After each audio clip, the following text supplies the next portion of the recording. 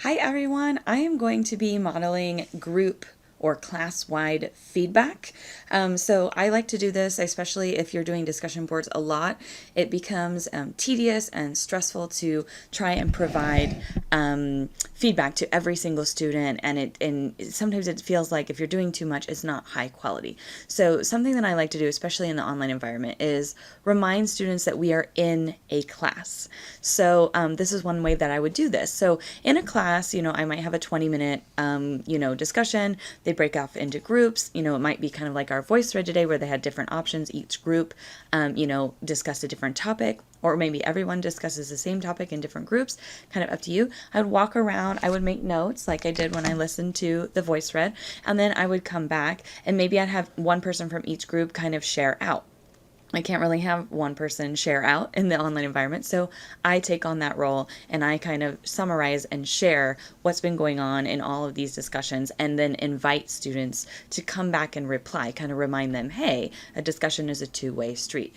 So I'm going to be kind of doing that today. And I really like this too, because I get to kind of call out ideas and things that I like. So different people can realize, oh yeah, she is paying attention, and she heard what I said, or oh, that resonates with me. And this really motivates students in the future to participate even more deeply in these online discussions. So I always think it's really important at the beginning of the semester to kind of bring this and kind of push forward. And I noticed that the discussion boards do get better over time. And I really prefer these audio video kind of comment blends of discussion boards where it's just all in one place as well. So let's get started with that. We have option 1 here, which was thinking about your own course design. How do you deliver content? And we got Joyce, Laura, Sasha, Randy, and Olivia who got us started here.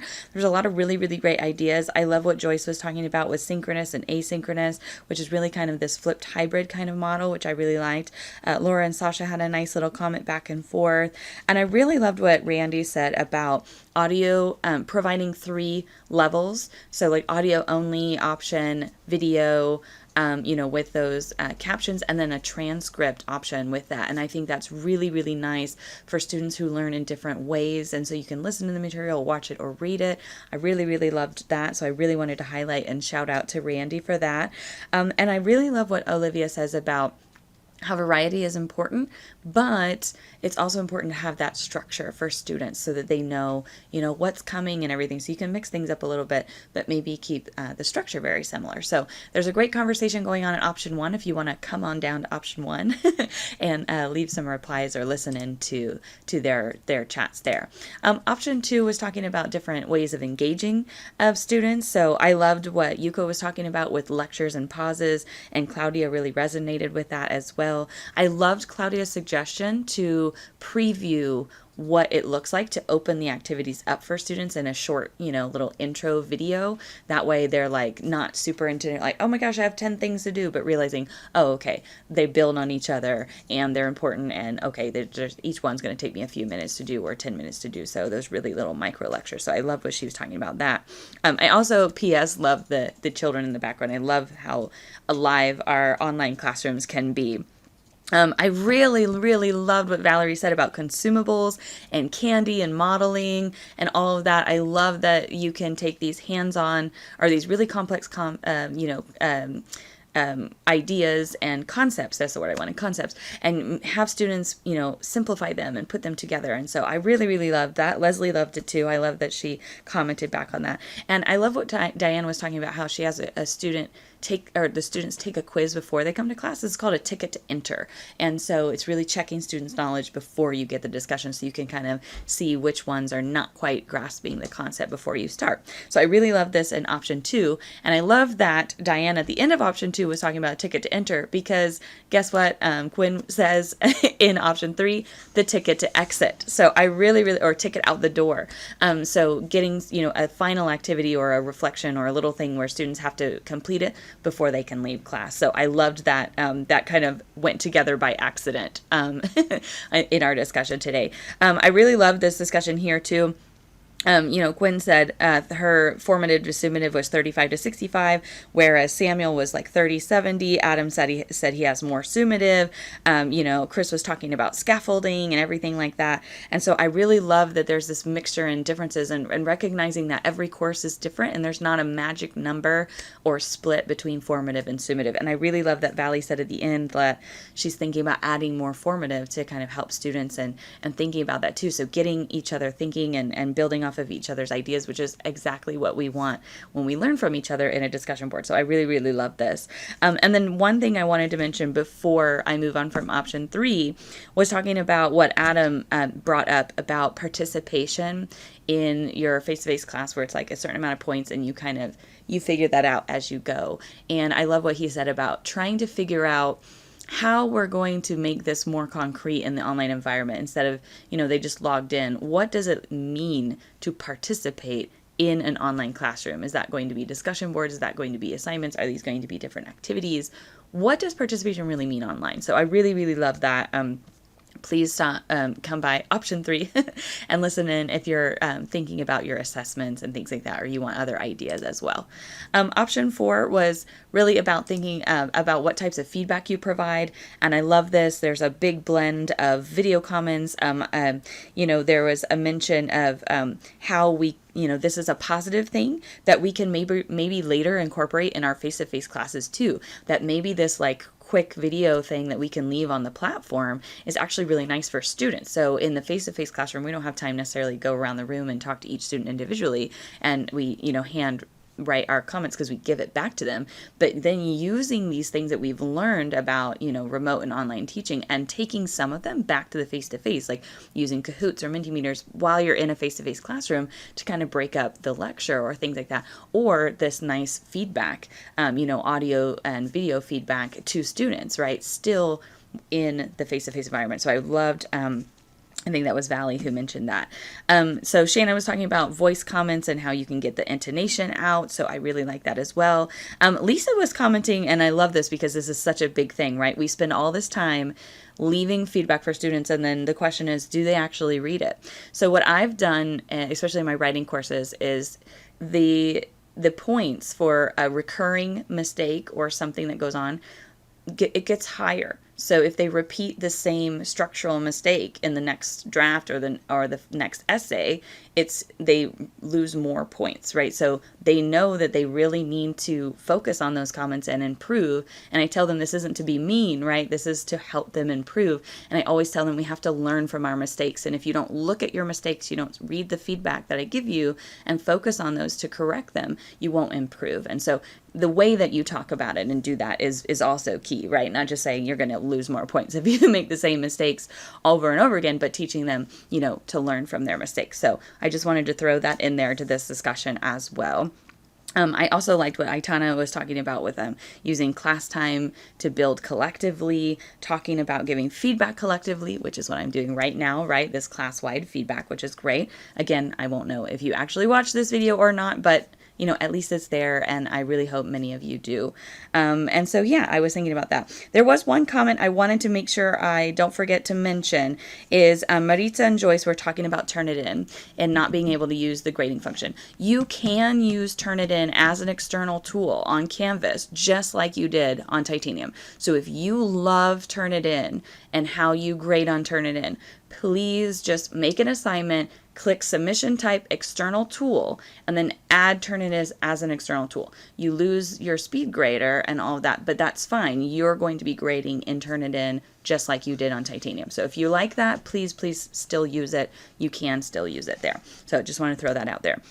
Option 5, we've just got 2 people in option 5. This always happens. There's always more people in the first options and then less as you go. So because, you grab your attention or you start listening in. But option 5's got Lisa and Sana in it, talking about using UDL in the classroom and things like that. So I really loved the discussion here. I love that it really shapes the way that they create their classes. So I really love that. Shout out to both of you. Excellent, excellent, excellent. Option 6, we've got here a couple of people as well, Lisa and Dana.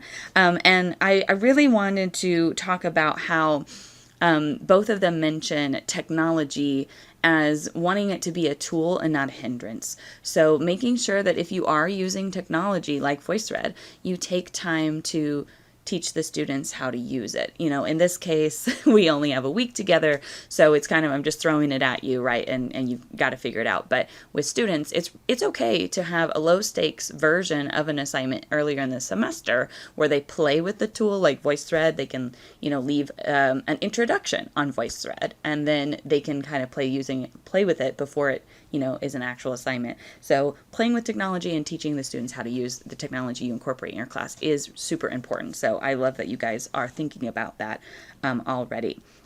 On option number 7, we've got Adrian all alone on here, so please come join him in this discussion about engagement.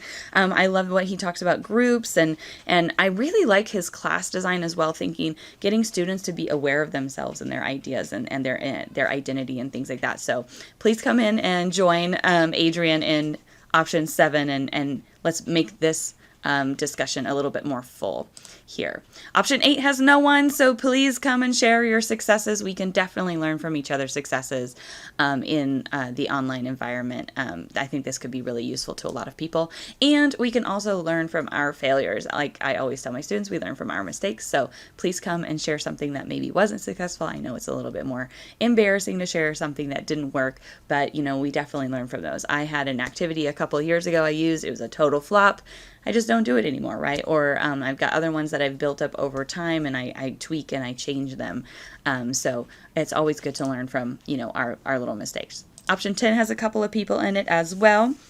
Talking about group projects and using, Sasha was mentioning how she would like to now, so she had students turn in a PowerPoint with notes of what they would have said in a presentation, and now she wants to incorporate technology to have students use VoiceThread or Flipgrid or something to present that, and I think that's a wonderful idea.